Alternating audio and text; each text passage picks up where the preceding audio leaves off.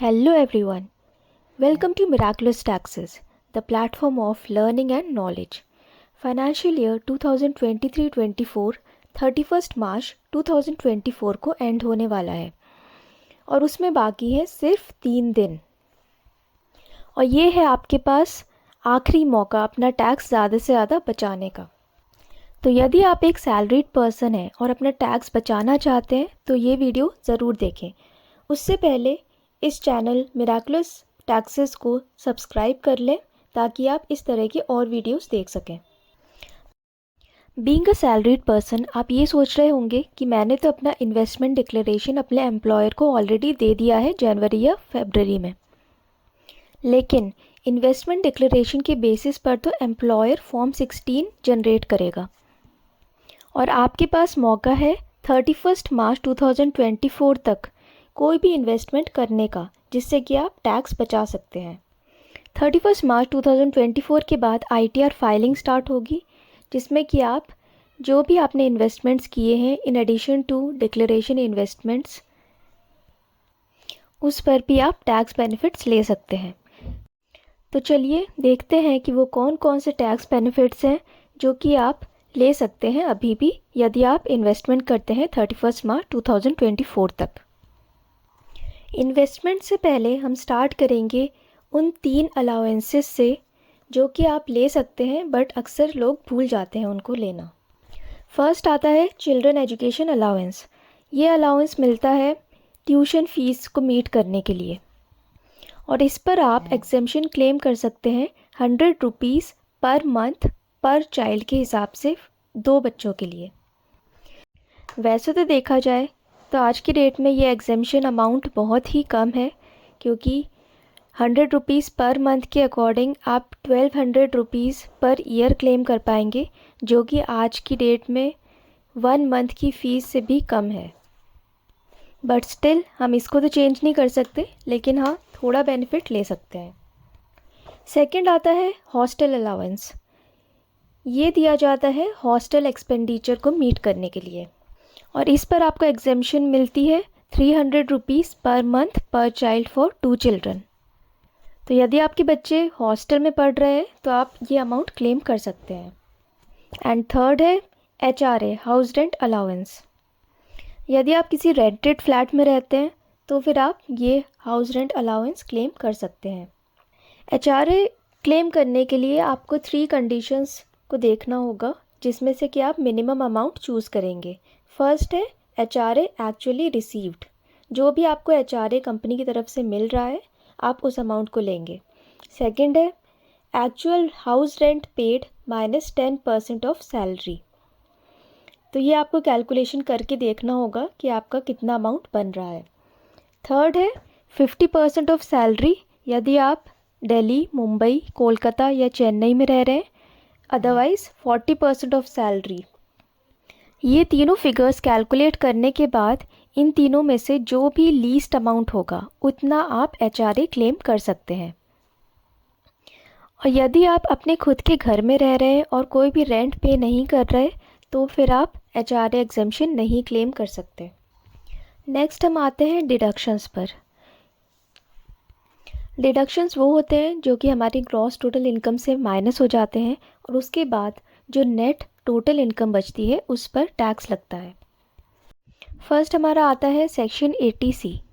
इसके अंडर यदि हम लाइफ इंश्योरेंस प्रीमियम में पैसा लगाते हैं, EPF एम्प्लॉयज़ प्रोविडेंट फंड में पैसा लगाते हैं, PPF पब्लिक प्रोविडेंट फंड में कंट्रीब्यूट करते हैं, notified ULIP unit linked insurance plans इसमें हम पैसा लगाते हैं, ELSS में पैसा लगाते हैं जो कि टैक्स सेवर फंड्स होते हैं, FD में डिपॉजिट करते हैं more than 5 years, senior citizen saving scheme में डिपॉजिट करते हैं, सुकन्या समृद्धि योजना में डिपॉजिट करते हैं, नेशनल सेविंग सर्टिफिकेट में डिपॉजिट करते हैं, तो फिर हम डिडक्शन क्लेम कर सकते हैं।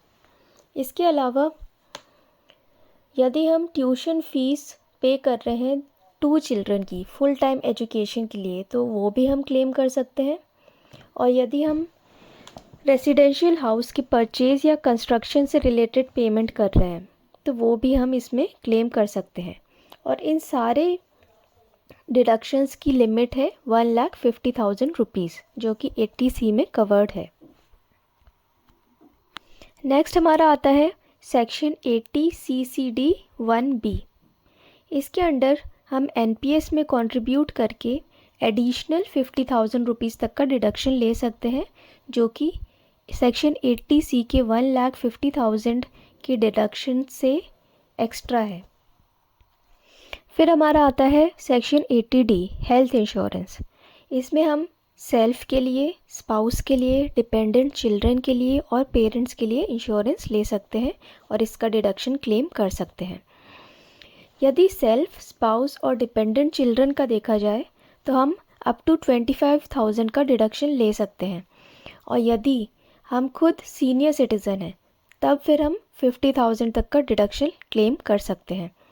और जहाँ तक पेरेंट्स की बात है तो पेरेंट्स के लिए एडिशनल डिडक्शन मिलता है 25,000 रुपीज़ का, और यदि पेरेंट्स सीनियर सिटीज़न है तो 50,000 रुपीज़ का।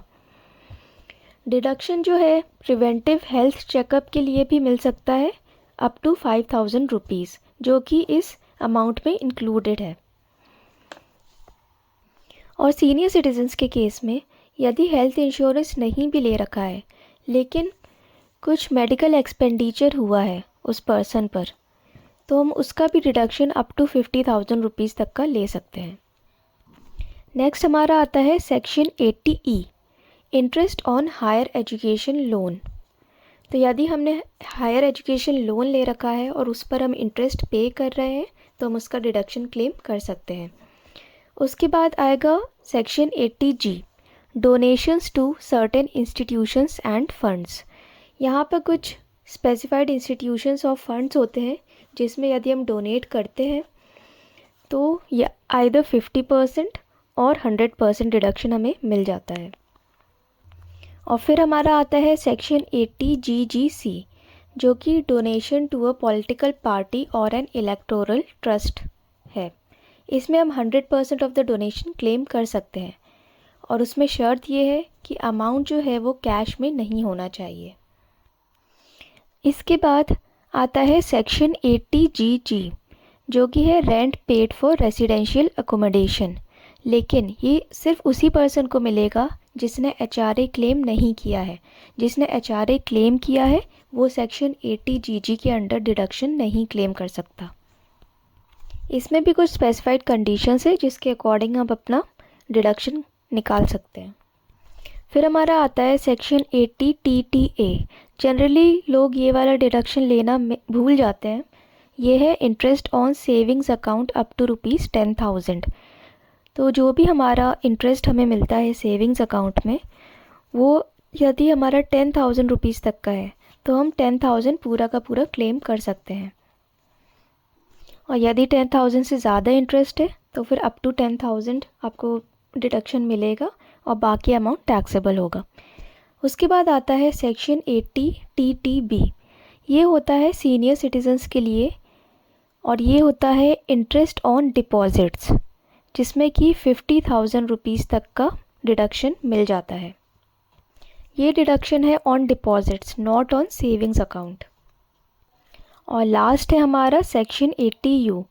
ये सिर्फ उसी पर्सन पर एप्लीकेबल है जो कि किसी डिसेबिलिटी से गुज़र रहा है और जिसको मेडिकल अथॉरिटीज़ ने सर्टिफाई किया है एज अ डिसेबल्ड पर्सन।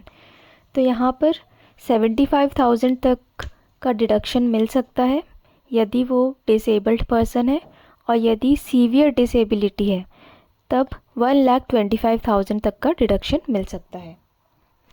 तो यदि आप सैलरीड पर्सन हैं और सेक्शन 80C से 80U तक के इन डिडक्शंस में से कुछ भी क्लेम कर सकते हैं, तो भले ही आपने डिक्लेरेशन में ये पॉइंट्स बताए हों या नहीं, लेकिन आप ITR फाइलिंग के टाइम ये सारे डिडक्शंस क्लेम कर सकते हैं और अपना टैक्स बचा सकते हैं।